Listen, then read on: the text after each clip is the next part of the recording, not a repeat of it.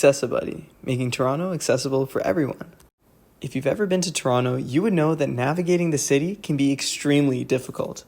And these issues disproportionately affect marginalized communities like senior citizens.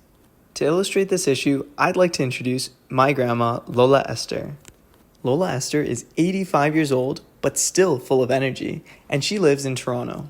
Planning trips or activities with Lola Esther can be extremely difficult.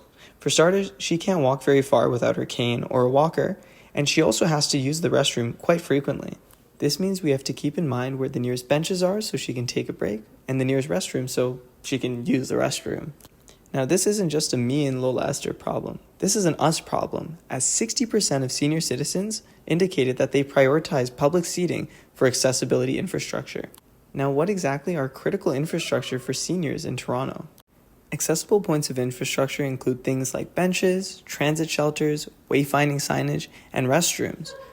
And just like with Lola Esther, these points of interest enable senior citizens to have more autonomy and independence to do the things they actually want to do.